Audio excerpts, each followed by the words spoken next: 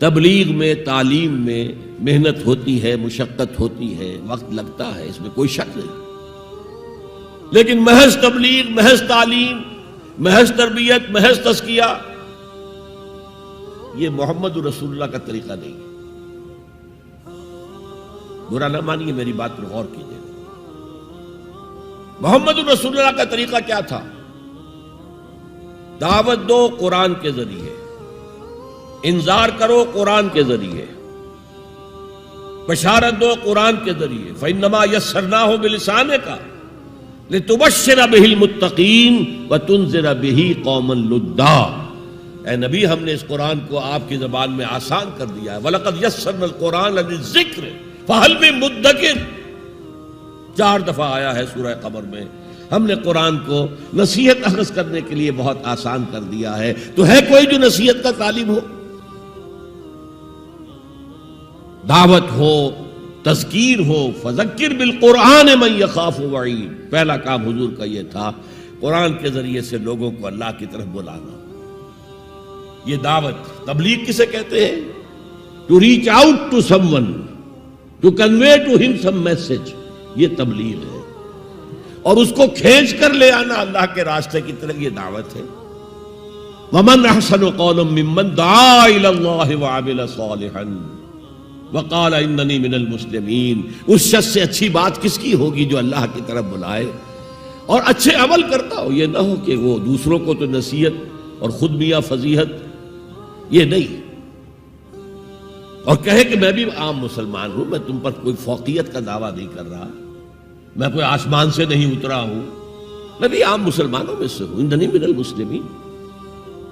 تو قرآن کے ذریعے تذکیر، قرآن کے ذریعے نصیحت۔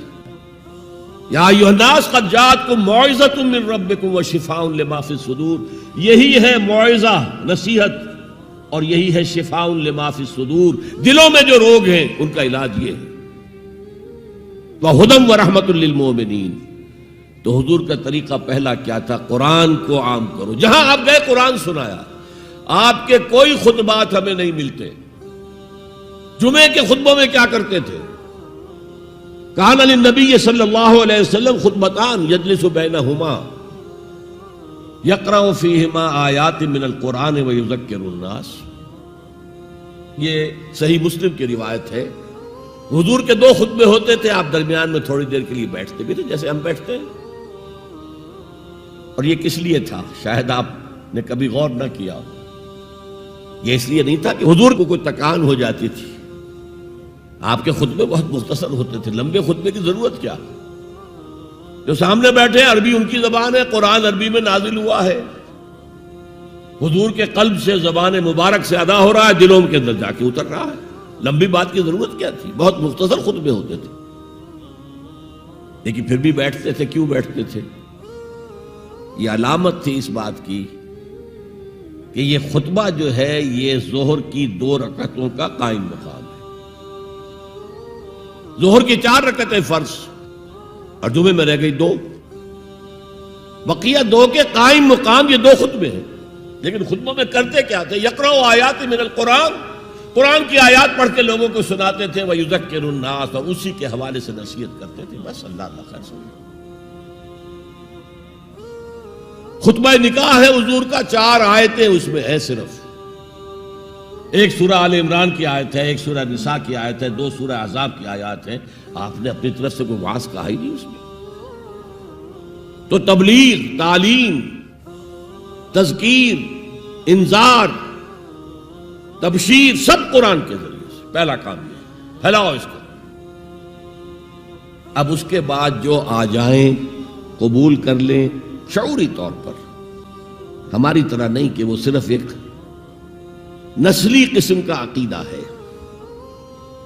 ظاہر بات ہے اس وقت جو مان رہے تھے وہ تو دل یقین کے ساتھ مان رہے تھے نا، انہیں پتا تھا ہمیں گھر بار چھوڑنے پڑیں گے، ہماری بیوی ہم سے علیحدہ ہو جائے گی، والدین ہمیں گھروں سے نکال دیں گے، اور مارے پڑیں گی نوجوانوں پر اور غلاموں کے اوپر تو جو بے پناہ سختیاں ہوئی ہیں۔ تو ظاہر ہے جب تک یقین دل میں کامل پیدا نہ ہو جائے کوئی بھی زبان نہیں کھولتا تھا کہنے کے لیے کہ اشہد ان لا الہ الا اللہ واشہد ان محمد رسول اللہ۔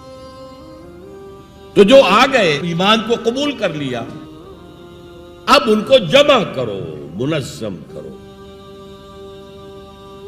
آرگنائزیشن، اس لیے کہ نظام کو بدلنا آسان کام نہیں ہے۔ کہیں بھی کوئی خلا تو ہے نہیں، کوئی نہ کوئی نظام ہے۔ ڈیموکریسی ہے تو وہ حاکمیت عوام کا نظام ہے، کیپٹلزم ہے تو وہ ڈکٹیٹرشپ آف دی کیپٹلسٹ ہے، نظام تو ہے نا۔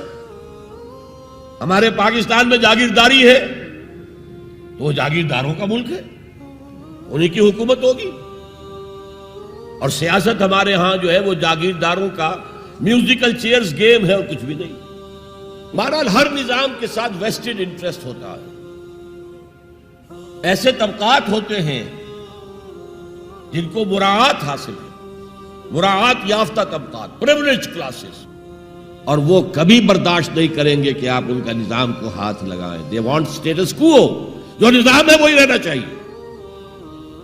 تو نظام کو بدلنے کے لیے تو جانوں کا پھر ہدیہ دینا پڑے گا، لہذا منظم جماعت بناؤ، موب نہ ہو، ہجوم نہ ہو۔ دین کی بات پھیلانا صدقہ جاریہ ہے، ثواب کی نیت سے ویڈیو کو شیئر ضرور کیجیے۔ جزاک اللہ۔